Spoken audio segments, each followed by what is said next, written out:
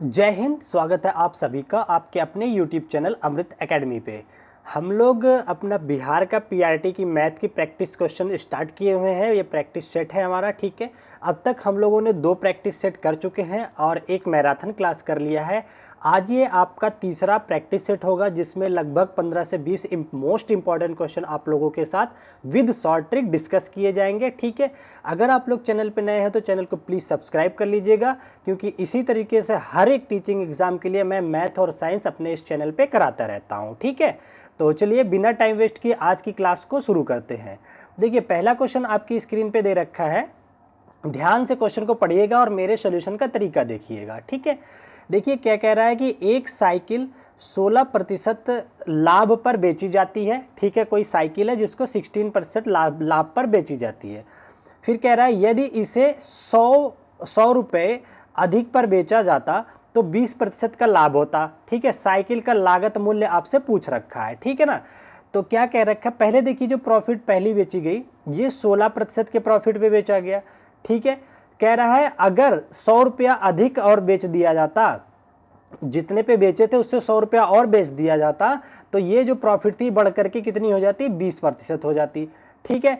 तो जरा अगर ध्यान से देखिए, प्रतिशत आपका 16 से 20 हो गया, मतलब 4% की वृद्धि हुई है। रुपया कितना बढ़ा है, 100। इसका मतलब 4% की जो वैल्यू है वो 100 रुपये के बराबर हुई, हुई कि नहीं हुई, ध्यान से बताइए। 4% की वैल्यू 100 रुपये के बराबर हुई। तो ये पूछ रहे हैं साइकिल का लागत मूल्य, इसका मतलब क्रय मूल्य की बात कर रहे हैं। किसी भी चीज, किसी भी वस्तु का लागत मूल्य अपने आप में 100% होता है। तो 4% की वैल्यू 100 रुपया है तो आपसे 100% की वैल्यू पूछेगा, ये कितना हो जाएगा, ठीक है। तो यहां से जरा 1% पहले निकाल लो। 1% आपका आ जाएगा 100/4। तो जब आप 100% निकालोगे तो ये आपका आ जाएगा 100/4 गुणा में 100, ठीक है, इतना आ जाएगा। इसको काट दीजिए आप, 4 से इसको काटा 25 बार में, 25 गुणा 100 करेगा तो आपका 2500 रुपया आ जाएगा, ठीक है ना। तो वस्तु का मतलब कि साइकिल का जो लागत मूल्य है वो कितना है, 2500 रुपया होना चाहिए। ये देखिए थर्ड ऑप्शन पे दे रखा है, थर्ड ऑप्शन करेक्ट आपका हो जाएगा। समझ गए बात को, कोई दिक्कत नहीं है। यहाँ पे देखिए जितना मूल्य बढ़ा है वो प्रतिशत में जो प्रॉफिट में वृद्धि हुई उसी के बराबर ले लोगे, ठीक है। किसी भी वस्तु का जो क्रय मूल्य होता है, लागत मूल्य होता है, वो अपने आप में 100% होता है, ठीक है। चलिए आगे बढ़ते हैं नेक्स्ट क्वेश्चन की तरफ। चलो देखिए नेक्स्ट क्वेश्चन आपको क्या दे रखा है, बहुत ही इंपॉर्टेंट क्वेश्चन है, बहुत ही प्यारा क्वेश्चन दे रखा है आपकी स्क्रीन पे। ये भी रहा इंपॉर्टेंट हो जाता है। देखिए इसमें आपको पूछ रहा है कि -2/3 और 1/2 के बीच में 2 संभव परिमेय संख्याएं हैं, इन ऑप्शंस में से कौन सी पॉसिबिलिटी है। देखिए ऐसे क्वेश्चन को कैसे करते हैं, ध्यान से देखिए। कह रहा है -2/3 और 1/2 के बीच में इन सारे ऑप्शन में से कितने कौन से आ सकते हैं, ये आपसे पूछ रहा है। अच्छा जरा ध्यान से अगर हम लोग देखें तो ज़्यादातर के और जो डिनोमिनेटर दिए हैं वो 6 दिए हैं, 6 डिनोमिनेटर वाला दे रखा है, ठीक है। तो हम क्या करेंगे ना, जिनके बारे में ये बात कर रहे हैं इनका भी डिनोमिनेटर 6 बना लेते हैं, 6 बना लेते हैं। तो 6 बनाने के लिए हमें क्या करना पड़ेगा, ऊपर और नीचे। देखिए 3 को 6 बनाना है तो 2 से गुणा और नीचे करोगे तो ऊपर भी 2 से करना पड़ेगा। 2 को 6 बनाना है तो 3 से गुणा कर दो ऊपर नीचे, ठीक है। तो ये आपका बन गया -4/3 दूनी 6 और ये आपका बन गया 3/6। अच्छा ये देखिए अब देखिए डिनोमिनेटर सबके सेम हो गए, सबके नीचे ये जो है ये 6 आते रहेंगे, ठीक है। सबके डिनोमिनेटर 6 आएंगे। अब क्या करना होगा, आपको चेक करना पड़ेगा इसमें से कौन कौन से आएंगे। -4 के बाद -3 आ जाएगा, -2/6 आ जाएगा, -1/6 आएगा, इस तरह से चलेगा। अब आप अपने ऑप्शन में देख लीजिए कौन सा दे रखा है और कहाँ तक ये चलेगा बताइए। इसको थोड़ा दूर करते हैं, एक सेकंड, इस वाली संख्या को थोड़ा सा और दूर ले चलते हैं, एक सेकंड रुक जाइए। ये लो यहाँ पे लेके आ गए इसको, ठीक है। -1/2 फिर आ जाएगा आपका 6/6 वाली आ जाएगी, फिर आपका आ जाएगा 1/6 और क्या आ जाएगा 2/6, इस तरह से अगला 3/6 आ जाएगा। तो ये सारी संख्या इसके बीच में आएंगी। अब आप क्या करोगे, अपने ऑप्शन में देख लीजिए कौन सा सेटिस्फाई बन रहा है। तो देखिए -2/6 भी आ रहा है और 2/6 भी आ रहा है, तो ये वाला ऑप्शन तो आपका मैच हो रहा है, ठीक है ना। 4/6 नहीं आएगा आपका, क्यों, क्योंकि 3/6 मैक्सिमम है, 4/6 इधर आएगा, तो ये वाला ऑप्शन कट जाता है। 2/6 तो आएगा आपका, लेकिन 3/5 नहीं आएगा, 5 नहीं, डिनोमिनेटर 6 वाले आएंगे, ठीक है ना। तो सेकेंड ऑप्शन आपका करेक्ट हो जाता है। सबसे पहले आपका डिनोमिनेटर आपको सेम करना पड़ता है। चलिए आगे बढ़ते हैं अपने नेक्स्ट क्वेश्चन की तरफ। देखिए अगला क्वेश्चन आपकी स्क्रीन पे बहुत प्यारा सा और इंपॉर्टेंट दे रखा है।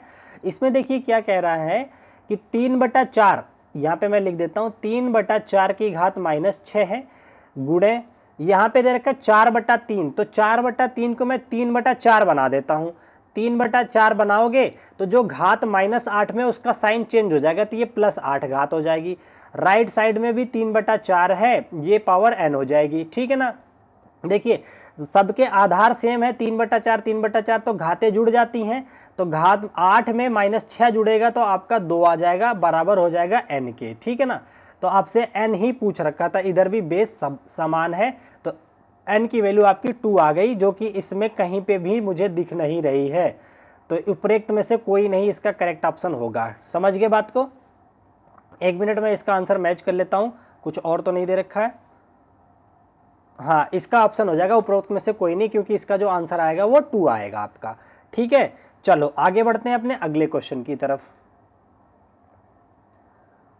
अच्छा देखिए बहुत ही प्यारा क्वेश्चन दे रखा है आप लोगों की स्क्रीन पे। ठीक है, देखिए इसमें कह रहा है, क्या कह रहा है कि 4 बहनों की औसत आयु 7 वर्ष है। 4 बहनें हैं, मान लो A B C D, इनकी औसत आयु, एवरेज आयु क्या होगा, सबकी आयु का योग करके 4 से भाग दे दोगे। ठीक है, तो औसत कितना आ गया, 7 आ गया, ये दे रखा है। तो अगर इन चारों बहनों का आयु का योग निकाले तो चारों बहनों के आयु का योग बराबर हो जाएगा, ये इधर जाके गुणा हो जाएगा, 28 आ जाएगा। ठीक है ना, बात समझ गए। ठीक है, आगे क्या कह रहा है, यदि हम इसमें माँ की आयु जोड़ देते हैं तो औसत आयु 6 वर्ष बढ़ जाती है। माँ की आयु बताओ, माँ की आयु आप जोड़ रहे हो, तो मान लो माँ की आयु x बरस है। ठीक है ना, तो A + B + C + D, ये चारों बहनों की आयु प्लस माँ की और आयु जोड़ दिया। अब इनका औसत आप निकालोगे तो कितना आ जाएगा मुझे बताओ। इनका औसत आपका आ जाएगा, 5 लोग हो गए, 4 बहनें 1 माँ, 5 लोग हो गए, तो 5 से भाग दे दीजिए। ठीक है ना। ये कह रही है कि औसत जो है वो 6 वर्ष बढ़ जाता है। पहले वर्ष औसत 7 था, 6 और बढ़ गया, उसमें 7 + 6 हो गया आपका औसत। ये यहाँ लगा देता हूँ, तो 7 + का 6 आपका औसत हो गया। ठीक है ना। चलो जरा इधर आ जाओ। अब देखिए चारों बहनों की आयु का योग इतना हमें पता है, कितना साल है, 28 साल है। ठीक है ना, तो यहाँ इनकी जगह हम रख देते हैं 28 और प्लस माँ की उम्र x/5 बराबर हो जाएगा 7 × 6 = 13। ठीक है ना, तो 28 और प्लस x बराबर आपका आ जाएगा कितना, इसको गुणा करिए, 13 × 5 = 65 आ जाएगा। तो माँ की आयु निकल के आ जाएगी कितना, 65 में से माइनस कर दीजिए 28 साल। 65 में से 28 गया तो 15 में से 8 गया, 7 लास्ट में, 7 1 ये रहा, 37 वर्ष आ जाएगी माँ की आयु। ठीक है ना, समझ गए, किसी को कोई डाउट नहीं हुआ। चलो आगे बढ़ते हैं अपने नेक्स्ट क्वेश्चन की तरफ। अगर वीडियो पसंद आ रही है तो प्लीज चैनल को सब्सक्राइब जरूर कीजिएगा। चलिए अगले क्वेश्चन पे बढ़ते हैं अपने। एक देखिए ये भी काफी प्यारा सा क्वेश्चन दे रखा है और बहुत ही ज्यादा इंपॉर्टेंट है अपने आप में। ठीक है ना, इसमें देखिए क्या कह रहा है कि यदि कोई चर असंतत मान, ये दे रखा है 1 2 3 इस तरह से दे रखा है, x > 0 लेता है, तो आंकड़ों का माध्यक मतलब कि मीडियन निकालना है आपको। पहले मैं यहाँ सारा लिख देता हूँ। देखिए x + 4, x - 7/2, x - 5/2, x - 3, x - 2, अगला है आपका कितना, x + 1/2, x - 1/2, x + 5। ये है, इतने डेटा हैं, इनका आपको मीडियन निकालना है। तो देखिए जब भी मीडियन या माध्यक निकालने की बात होती है तो सबसे पहले डेटा को इंक्रीजिंग या डिक्रीजिंग ऑर्डर में सेट कर लेते हैं। तो जरा ध्यान से देखिए इसमें सबसे छोटा कौन सा होगा, सब में x लगा हुआ है, तो x में से सबसे बड़ा नंबर अगर जो माइनस होगा वही संख्या सबसे छोटी होगी। देखिए ये कितना हो जाएगा, ये हो जाता है आपका 3.5 और ये हो जाता है 2.5। ठीक है ना, और यहाँ x - 3, x - 2। ठीक है, तो जरा देखिए सबसे छोटा कौन सा आएगा, x में से 3.5 घटाओ, सबसे छोटा होगा क्योंकि सबसे बड़ा यही है। जब किसी समान संख्या में से सबसे बड़ा घटाया जाता है तो वैल्यू सबसे छोटी आती है। तो x में से 3.5 हमने घटाया तो सबसे छोटा यही आ गया आपका x माइनस 7/2 वाला। इससे बड़ा कौन सा होगा? 3.5 घटाया, उसके बाद उससे छोटा नंबर 3 घटाया तो उससे बड़ा ये आ जाएगा x माइनस का 3। इससे बड़ा कितना आ जाएगा? 2.5 वाला। जब 2.5 घटाया तो अगला आ जाएगा x माइनस 5/2। 2.5 के बाद 2 वाला आ जाएगा तो अगला आपका आ जाएगा x माइनस 2। ठीक है ना। इसके बाद कौन सा आएगा बताइए? आधा वाला, ये भी माइनस है तो ये भी करेंगे हम, x माइनस 1/2। ये देखिए बढ़ते क्रम में है, सबसे छोटा फिर उससे बड़ा फिर उससे बड़ा फिर उससे बड़ा फिर उससे बड़ा, ये आपका आ गया। अब उसके बाद देखिए प्लस में चलते हैं, x तो है नहीं तो अगला आपका आ जाएगा x प्लस 1/2। फिर इससे बड़ा 1/2 से बड़ा कौन सा नंबर होगा? 4 बड़ा होगा। ठीक है ना। तो अगला आपका आ जाएगा x प्लस 4 और उससे बड़ा फिर x प्लस 5। टोटल कितने हो गए देखिए? 1 2 3 4 5 6 7 8। 8 एक सम संख्या होती है तो इसका मीडियन कौन से आते हैं? बीच के 2 आते हैं तो 3 इधर छोड़ दीजिए 3 इधर छोड़ दीजिए, तो ये दोनों बीच के जो हैं ये मीडियन होंगे। लेकिन ऐसे नहीं होते, इनको जोड़ करके 2 से भाग दिया जाता है तब मीडियन निकलता है। तो मीडियन आपका m इज इक्वल टू आ जाएगा x minus 2 plus x minus 1/2 कर दीजिए। ठीक है, बात समझ गए। अब देखिए x वाले नंबर को जोड़ दीजिए, x आपका जुड़ जाएगा तो आपका आ जाएगा 2x। अब इधर आ जाइए, देखिए -2 और -1/2, -2 और कितना? -1/2। तो 2 में आधा जुड़ता है तो कितना हो जाएगा बताइए? इसको एलसीएम ले लेते हैं, 2 2 दूनी 4 -4 -5, ये -5/2 आ जाएगा। तो 2x माइनस 5/2।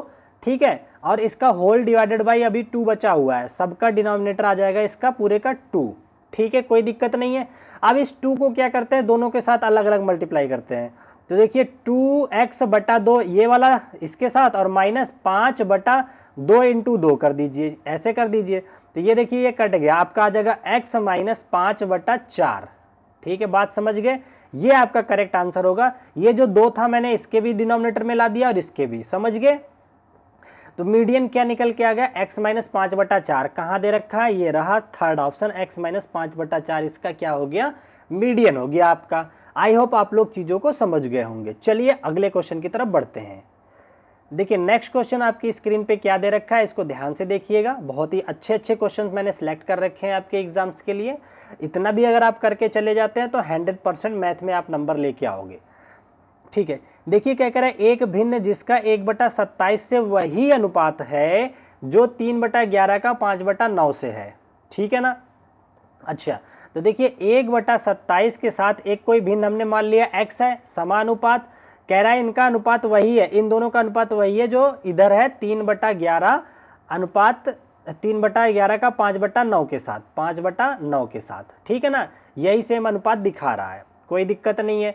तो देखिए अनुपात का मतलब होता है बटा, तो 1/27 और होल डिवाइडेड बाई x/1 ले लेते हैं। ठीक है ना। तो डबल ये समानुपात का मतलब आपका बराबर ही होता है, बराबर लगा दिया। तो 3/11, एक सेकेंड, यहाँ पे आ जाएगा 3/11 और होल डिवाइडेड बाई 5/9। ठीक है ना। तो सबसे नीचे वाला सबसे ऊपर जाता है, ये यहाँ पे आ जाते हैं। ठीक है, 1/27 तो x/, अच्छा एक भिन्न जिसका 1/27 से वही अनुपात है। अच्छा ये x पहले लगेगा, एक सेकेंड, यहाँ पे ना x इधर आएगा और 1/27 इधर जाएगा आपका, तो x अनुपात 1/27। ठीक है ना। तो x को ऊपर ले लेते हैं, सॉरी, इसको थोड़ा सा करेक्शन कर लीजिएगा आप। ठीक है, तो ये आपका आ जाएगा x/1 होल डिवाइडेड बटा 1/27, ये आपका आ जाएगा। सबसे नीचे वाला सबसे ऊपर चला जाएगा और ये यहीं आ जाएगा। तो कैसे भी कीजिएगा बात वही आएगा, कैसे भी वो बोल रहा है। ठीक है, इसमें भी सबसे नीचे वाला सबसे ऊपर और पास वाले पास में मल्टीपल होते हैं।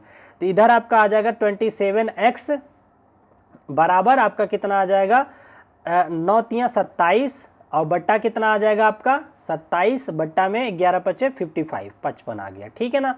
तो जरा इसको देखिए, 27 से 27 आपका कट गया। ठीक है, तो x का रेशियो कितना आ गया? x आ गया 1/55, मतलब x की जो वैल्यू आ गई, कितना अनुपात आ गया? x आपका 1/55 का 1/55 आपका आंसर हो जाएगा, जो कि थर्ड ऑप्शन दे रखा है। ठीक है, समझ गए आप लोग। चलो अगले क्वेश्चन की तरफ बढ़ते हैं बिना टाइम वेस्ट किए। देखिए हम लोग इस चैनल पे इसी तरह से पढ़ाई करते हैं, बिना टाइम वेस्ट किए हम लोग कंटेंट पे फोकस करते हैं, अच्छे अच्छे क्वेश्चन को अच्छे तरीके से सॉल्व करते हैं, ठीक है। चलिए अगला क्वेश्चन देखिए, कह रहा है आपको कि इतना बराबर इतना है, तो x का मान पूछा है आपसे। देखिए 7 की पावर दे रखा है आपको 2x + 6 बराबर 49 को आप लिख सकते हो 7 की पावर 2, और इस पूरे की पावर कितना दे रखा है आपको 3x + 12 ये दे रखा है। अब देखिए दोनों का आधार 7 7 हो गया, जब आधार समान होता है तो घातें आपस में बराबर हो जाती हैं, तो इधर 12x + 6 बराबर क्या किसके हो जाएगा, ये जो 2 है पूरे में मल्टीप्लाई हो जाएगा, 2 3 6x + 2 12 24 इतना आ गया। अब इसको कर लेते हैं सॉल्व, x को इधर भेज देते हैं, इसको इधर भेज देते हैं, तो 12 में से 6x माइनस कर दीजिए, तो 6x इधर बच गया बराबर 24 में से 6 गया आपका 18 बच गया, ठीक है ना। 18 2 20 4 24, इसको काटिए 3 से, इसको 3 बार में काट देगा, 6 3 18, तो x की जो वैल्यू निकल के आई 3, और आपसे x की ही वैल्यू पूछ रखा था, ये फर्स्ट ऑप्शन ही आपका करेक्ट आंसर हो जाता है, ठीक है। यहाँ तक कोई डाउट नहीं होना चाहिए आपको। चलो चलते हैं अपने अगले क्वेश्चन की तरफ बढ़ते हैं। अच्छा देखिए ये बहुत ही प्यारा क्वेश्चन है, कह रहा है कि 3 निष्पक्ष क्वाइंस को फेंकने से न्यूनतम एक पे चित्त मतलब हेड आने के लिए, हेड या टेल आने की, किसी एक की आने की प्रायिकता क्या होगी। तो देखिए सबसे पहली बात ध्यान से सुनिए, जब हम एक किसी भी क्वाइन को, हेड एक पे आता है एक पे टेल होता है, ठीक है ना, जब हम टॉस करते हैं तो इसकी 2 पॉसिबिलिटी होती है, या तो हेड आता है या टेल आता है। लेकिन अगर वहीं क्या कर रहा है कि 3 निष्पक्ष सिक्के को 2 सिक्के भेजते हो, तब क्या क्या पॉसिबिलिटी होती है, तो कैसे निकालते हैं 2 की पावर 2, तो इसकी पॉसिबिलिटी 4 बन जाती है, ठीक है ना। हेड हेड आ सकता है, हेड टेल आ सकता है, ठीक है, टेल हेड आ सकता है, इस तरह से पॉसिबिलिटीज बनती जाती हैं, ठीक है ना। तो देखिए टोटल पॉसिबिलिटी कितनी आएगी उसकी पहले बात कर लेते हैं। जब सिक्के को आप 3 बार थ्रो करोगे तो टोटल पॉसिबिलिटी जो आएगी 2 की घात 3, मतलब कि 8 आने की पूरी संभावनाएं हैं, तो टोटल नीचे 8 आ जाएगा। कह रहा है कि न्यूनतम एक चित्त तो आए, मिनिमम एक हेड जो है जरूर आए। तो देखिए 8 में एक ऐसा कॉम्बिनेशन बनता है जिसपे ये कंडीशन बनती है, केवल टेल टेल अगर आएगा तो इसमें कोई भी हेड नहीं मिलता है। तो टोटल 8 में से एक केवल ऐसा है जहां पे एक बार भी हेड नहीं मिलेगा, बाकी 7 कंडीशन में कुछ ना कुछ हेड देखने को मिलेगा। कैसे, मान लो हेड आ गया, एक पे हेड आ गया, 2 पे टेल टेल आ गया, मान लो पहले वाले पे टेल आ गया, दूसरे पे हेड, फिर टेल आ गया, इस तरह से 7 कंडीशन बनती है जहां पे हेड आता ही आता है आपका, ठीक है ना। क्या होता है जहां पे हेड आपको देखने को ही मिलता है। एक सेकेंड रुक जाइए,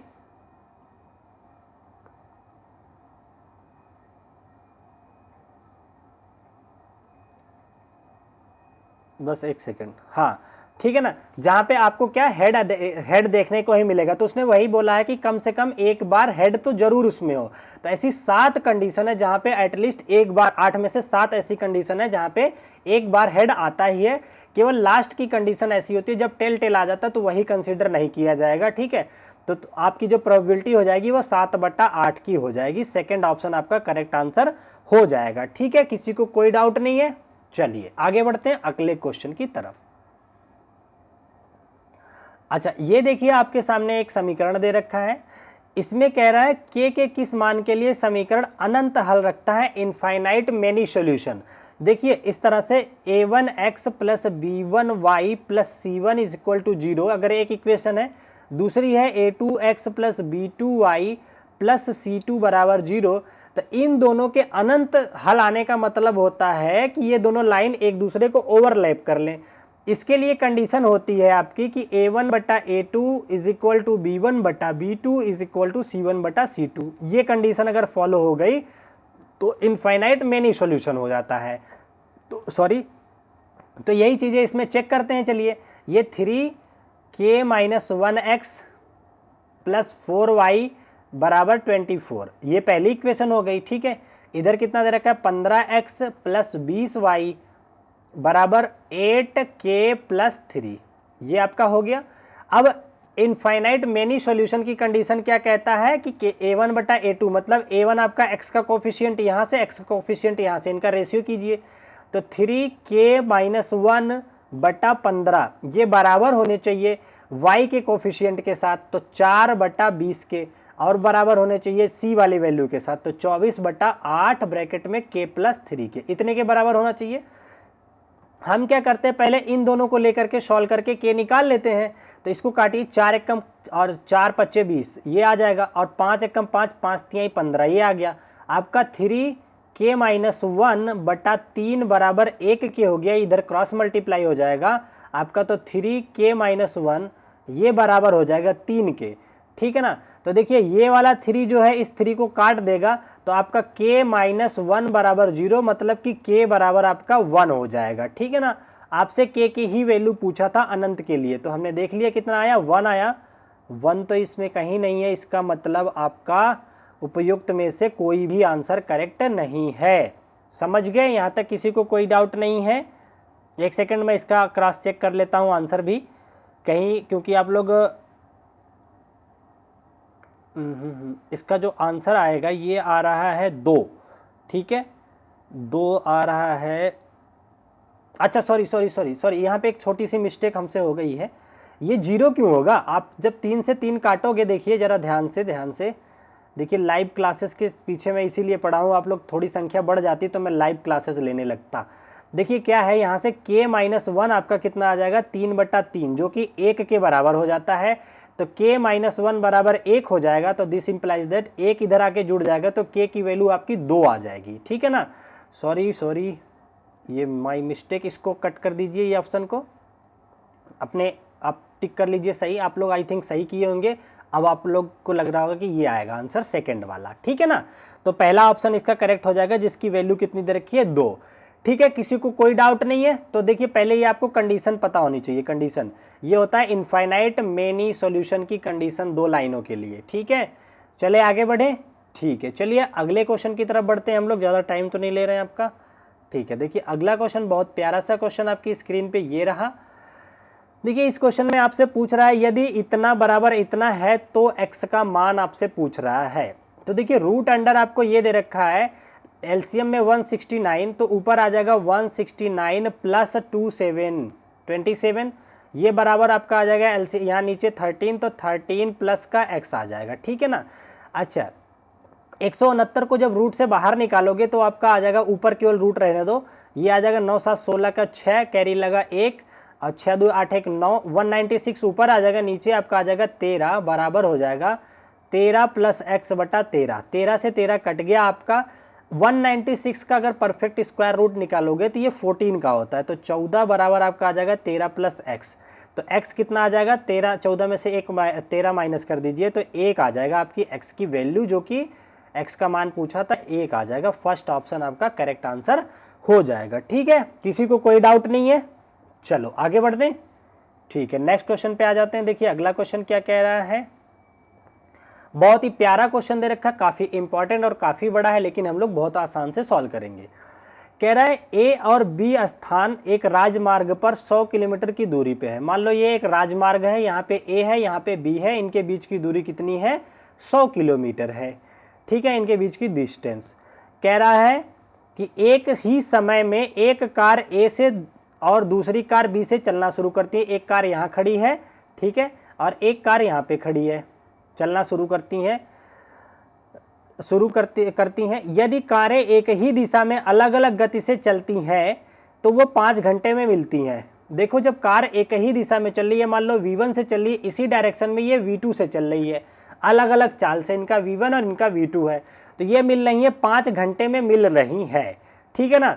तो देखिए इनका जो औसत, जब एक ही डायरेक्शन में कार चलती है तो इनका औसत चाल इनके अंतर के बराबर हो जाएगा, तो V1 - V2 हो जाएगा।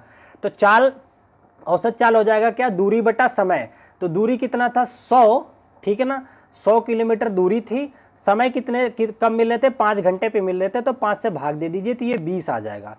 पहली इक्वेशन V1 - V2 को आपके सामने आ गई 20, ये पहली इक्वेशन हो गई आपकी, ठीक है। आगे क्या कह रहे हैं, यदि वे दोनों एक दूसरे की ओर चले, जब कारें एक तरफ आती हैं ना तो इनका जो है स्पीड जो होती है आपस में जुड़ जाती है, तो V1 + V2 जो हो जाएगा, ये क्या आ जाएगा, total distance upon time. Total distance है आपका 100 किलोमीटर, और ये मिलती कब है, 1 घंटे में। तो डिवाइडेड बाई 1, तो इसका मतलब 100 तो सही रहा, तो दूसरी इक्वेशन आपकी बन गई कितनी, v1 प्लस v2 बराबर 100।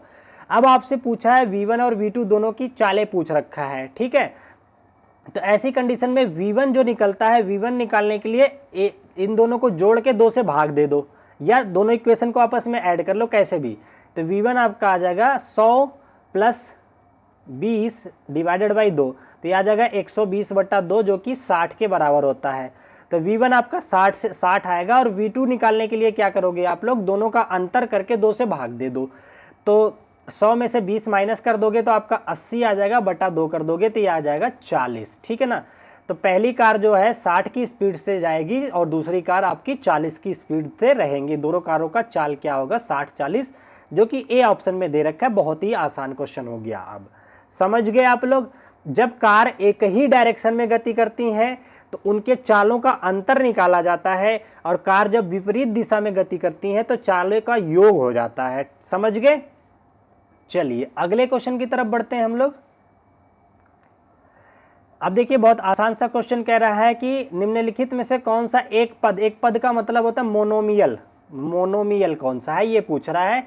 तो देखिए पद क्या होता है, साइन से डिसाइड होता है। अगर इसके पहले प्लस लगा के यहाँ पे कुछ और लिखा होता तो ये एक पद, ये दो पद हो जाते, ठीक है। लेकिन इसने पूछा है ऐसे देख करके कि इसमें कौन एक पदी व्यंजन है। तो यहाँ पे देखिए एक पद है, यहाँ पे एक और दो पद है, यहाँ 1 2 3 पद है, तो एक पदी आपका पहला ही ऑप्शन हो गया, ठीक है। मोनोमियल फैक्टर वाले अकॉर्डिंग टू फैक्टर कौन सा हो गया, मोनोमियल, पहला ऑप्शन, ठीक है। चलें आगे बढ़े। चलिए अगले क्वेश्चन की तरफ बढ़ते हैं। अच्छा देखिए ये भी काफी प्यारा एक क्वेश्चन आपके सामने दे रखा है, ध्यान से देखिएगा इसको। इसमें क्या कह रहा है, देखिए सबसे पहले मैं यहाँ लिख देता हूँ 5 भाग 1/16 भाग 1/10। अब देखिए 10 भाग 1/18 है। जब आप भाग को गुणा में करते हो तो नीचे वाली चीज ऊपर चली जाती है, तो ये आपका हो जाएगा कितना, 10 गुणा 18, तो 180 आ जाएगा। तो अब आपका आगे क्या हो जाएगा, 5 भाग 1/16, अब भागे 16 भागे कितना आ जाएगा, 1/180, इतना आ गया, ठीक है ना, कोई दिक्कत नहीं है। अब ये देखियो भाग को फिर से जब गुणा करोगे तो 180 फिर ऊपर चला जाएगा, तो फिर आपका आ जाएगा 5 भाग 1/16 गुणा कितना हो जाएगा 180। तो 16 का 180 में मल्टीप्लाई कीजिए, कितना आ जाएगा 180 गुणा में 16 कीजिए, 6 शून्य 0 6 8 48 के 8, 4 6 कम 6 4 10, 1008 और 108 और 1, इनको जोड़ोगे तो कितना आ जाएगा, 1 मिनट में जोड़ देता हूँ। ये बताइए कितना आ जाएगा, 0 8 8 1 1 2, ठीक है ना। 2880 आ जाएगा ये 16 से गुणा करने के बाद। तो अब आपको 5 भाग करना है 1/2880, ठीक है ना, इतना करना है। जब इसको गुणा में बदलोगे तो फिर 5 गुणा हो जाएगा 28 और 80, ठीक है। अब इनको जरा आपस में मल्टीप्लाई करके बताइए कितना आ जाएगा, 5 शून्य 0 5 8 40 0 कैरी लगा 4 5 8 40 4 44। ये कुछ गलत हो रहा है क्या, एक सेकेंड,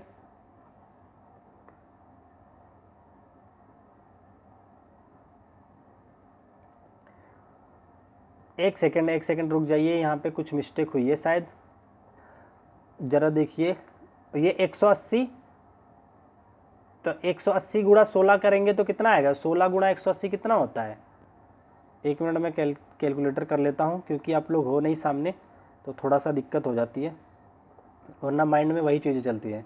180 180 इंटू 16, 2880 ही आएगा आपका 180। एक सेकंड गलती यहाँ हो, ये देखिए यहाँ पे 6 दे रखा है और मैं 16 लेके कैलकुलेट कर रहा हूँ, तभी मैं सोच रहा हूँ आंसर कोई सा क्यों नहीं मैच कर रहा है। यहाँ पे 6 होगा, 6 होगा, ठीक है। तो ये आपको करना था, केवल 6 से मल्टीप्लाई करना था, तो 1080 आ जाएगा आपका, ठीक है। सॉरी गलत कॉपी कर लिया था। अगर आप लोग लाइव होते तो अब तक कमेंट करके भर देते कमेंट बॉक्स को कि सर यहाँ पे 16 नहीं है 6 है। अब आप लोग वही सोच रहे होंगे कि अगर होते तो सर हम जरूर कमेंट कर देते, तो इसलिए जल्दी जल्दी सब्सक्राइब कर लीजिए ताकि मैं आप लोगों को लाइव पढ़ाने लग जाऊं। यहाँ पे आ गया 1080 आ जाएगा, यहाँ पे 16 नहीं 6 होगा, ये काट दो, ठीक है। अब आपको क्या करना है, 5 में फिर से गुणा कर देना है, किसके साथ, 1080 के साथ। तो ये आपका आ जाएगा कितना, 5 शून्य 0 5 8 40 के 0 कैरी लगा 4 5 शून्य 0 और फिर ये 4 ठीक है, 5 एकम 5, तो ये आ गया आपका 5400, ठीक है ना। तो कितना आ जाएगा 5400, फर्स्ट ऑप्शन आपका करेक्ट हो जाएगा। आई होप आप समझ गए होंगे आप लोग, ठीक है ना। चलो आगे बढ़ते हैं अपने अगले क्वेश्चन की तरफ। ये देखिए बहुत प्यारा सा क्वेश्चन दे रखा है आपकी स्क्रीन पे। देखिए इसमें क्या कह रहा है, कह रहा है कि ए और बी का अनुपात इतना है, बी सी का अनुपात इतना। देखिए ए अनुपात बी आपको दे रखा है कितना, 1/2 अनुपात 3/8। क्वेश्चन नोट कर देता हूँ। बी सी का अनुपात कितना दे रखा है आपको, बी अनुपात सी आपको दे रखा है 1/3 अनुपात 5/9। इसी तरीके से सी अनुपात डी आपको दे रखा है 5/6 अनुपात 3/4। तो इनको देखो सबसे पहले क्या करना होगा, हमें जो बटे में दे रखा है इसको रिमूव करने के लिए इनका एलसीएम ले लेते हैं। इन दोनों का एलसीएम से गुणा कर देते हैं। तो ऊपर यहाँ 8 से गुणा करते हैं, 8 करते हैं, यहाँ 8 से करोगे तो देखिए ए अनुपात बी, एक बता देता हूँ बाकी आप कर लोगे, 1/2 अनुपात 3/8 है ना। यहाँ पे भी 8 से गुणा कर दो, यहाँ पे भी 8 से गुणा कर दो, तो कितना आ जाएगा 2 चौके 8 और ये 8 से 8 कट गया, तो ये आपका आ जाएगा 4/3। तो ए बी का अनुपात कितना आ गया 4/3। उसी तरीके से इसका देखिए 9 आ जाएगा। सी बी सी का अनुपात कितना आएगा बताइए, तो बी सी का अनुपात यहाँ लिख देंगे, 9 से इसमें गुणा करोगे, 9 से इसमें गुणा करोगे तो 9 कट गया, 3 त्रिक के 9, 3/5 आ जाएगा। तो 3/5 बी सी आ गया। फिर आप क्या करोगे, सी डी है, 6 और 4 का एलसीएम कितना आ जाएगा 12, तो इसका एलसीएम आपका 12 आ जाएगा, 6 दूनी 12, ठीक है। तो इसमें 12 से गुणा कर दीजिए, इसमें भी 12 से, तो 6 दूनी 12, तो 5 दूनी 10 अनुपात 4 से काटिए, 4 तिहाई 12, 3 त्रिक के 9, 9। तो सी डी का आ जाएगा 10/9, ये आ गया, ठीक है ना। ये किसके किसके हो गए, ये ए बी सी डी। अब इन सबका एक साथ अनुपात निकाल लीजिए, ए बी सी डी का अनुपात पूछा है। तो देखिए आगे इसी तरह से बढ़ाते जाते हैं, ये 5 आ जाएगा, ये 6 आपका 3 बगल वाले शिफ्ट हो जाते हैं, ये आ जाएगा 3, ये आपका आ जाएगा 10, ये फिर इधर भी 10 आ जाएगा।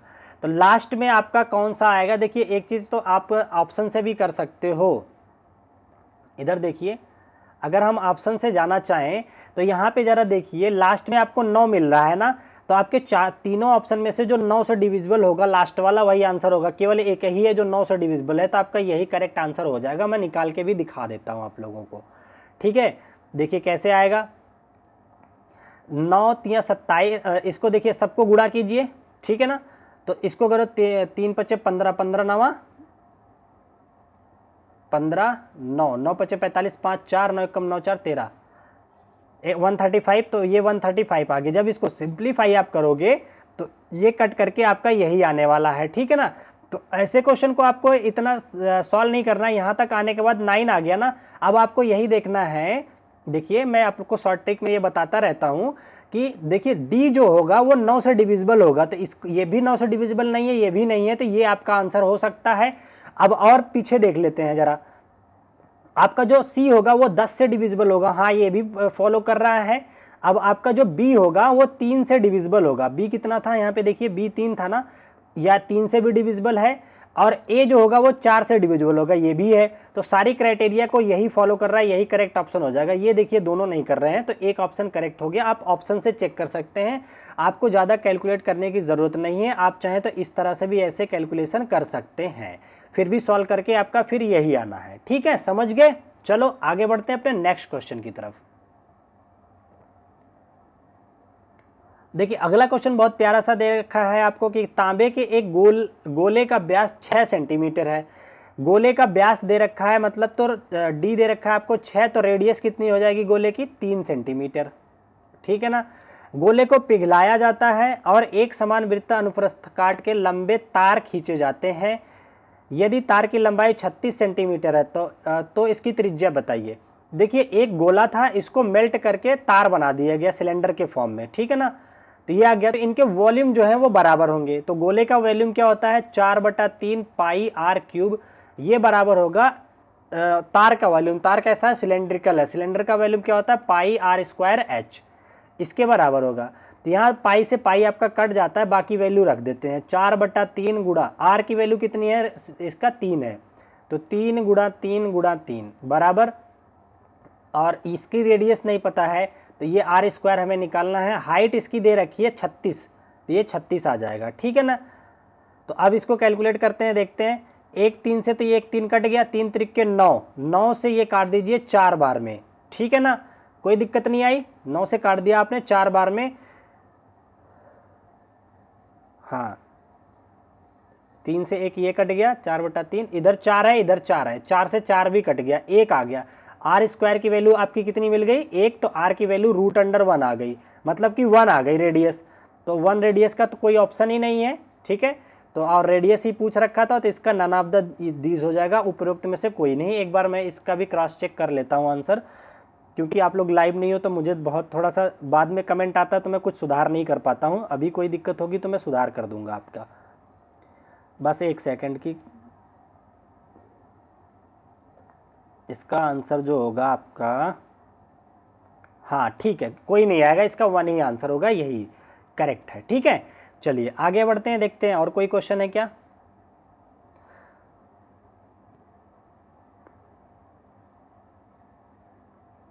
अच्छा अभी 2-3 क्वेश्चन है, इसमें से 1-2 करेंगे, 1-2 आपको होमवर्क भी मैं दूंगा। इसको छोड़ते ही आप लोगों को ट्राई करना है, देखिए एक बार स्क्रीनशॉट ले लीजिए। अगले प्रैक्टिस सेट में इस क्वेश्चन को लूंगा, क्योंकि वीडियो ज़्यादा लंबी ना हो जाए, इसलिए मैं इस वाले क्वेश्चन को कराता हूँ अभी, ठीक है ना। ये बहुत प्यारा सा क्वेश्चन है, ध्यान से देखिए। कह रहा है यदि 9 संतरों का विक्रय मूल्य 12 संतरों के क्रय मूल्य के बराबर है तो प्रतिशत में लाभ बताओ। देखिए 9 संतरे थे, इसका जो 9 आपके पास 9 थे, आप 9 खरीद के लाए थे, जब इसको बेचे हो तो ये 12 संतरों के खरीद के मूल्य के बराबर है, तो आपका प्रॉफिट पूछ रहा है कितने का हो जाएगा, समझ गए। तो देखिए 9 आपके पास थे, खरीद के लाए 9, और बेच रहे हो तो 3 ज्यादा का बेच रहे हो, 3 ज्यादा मतलब 3 का प्रॉफिट हो रहा है, 12 के बिक्री मूल्य के बराबर। मान लो 9 सेब आप 100 रुपए के खरीद के लाए, ठीक है, आप जो 100 रुपए के खरीद के लाए, लेकिन उसको जब बेच रहे हो 9 को, तो वो 12 सेब के खरीद के बराबर, ठीक है ना। इसका मतलब आपका 3 सेब का फायदा हो गया, संतरा है सॉरी, 3 संतरे का फायदा हो गया। तो फायदा कितना हुआ, 3 का, कितने पे हुआ, 9 खरीदे थे, 3 फायदा हो गया है, ठीक है ना। तो बटा 9 हो जाएगा, इसका प्रतिशत बनाओगे तो 100 से गुणा हो जाएगा आपका, ठीक है ना। तो इसको जरा सॉल्व कीजिए, 3 त्रिके 9 और 3 से 100 में भाग दोगे तो 33.33, मतलब कि या फिर 33 सही 1/3 आपका ये आ जाएगा करेक्ट आंसर। तो प्रतिशत लाभ आ जाएगा कितना, 33 सही 1/3, ठीक है। एक ये क्वेश्चन आप लोग करोगे, जरूर सॉल्व करोगे, ये मैं अभी फिर से दिखा देता हूँ। देखिए ये दे रखा है, अब मैं यहाँ पे बता देता हूँ, ये रोम्बस का क्वेश्चन है। रोम्बस या समचतुर्भुज, इसका जो क्षेत्रफल का फार्मूला होता है 1/2 गुणे d1 d2 होता है, ठीक है ना, ये होता है इसका क्षेत्रफल का फार्मूला, ठीक है। इसका मैं आंसर भी आप लोगों के साथ शेयर कर देता हूँ, कोई दिक्कत नहीं है, रुक जाइए, ताकि आप लोग मैच कर लेना कि हाँ आप सही किए हैं कि नहीं किए हैं। इसका आंसर क्या आने वाला है, 1 सेकंड का टाइम दीजिए बस। इसका आंसर आएगा 2/5, मैच करके बताइएगा, ठीक है ना, कमेंट कीजिएगा अगर आप लोगों को सही लगेगा तो।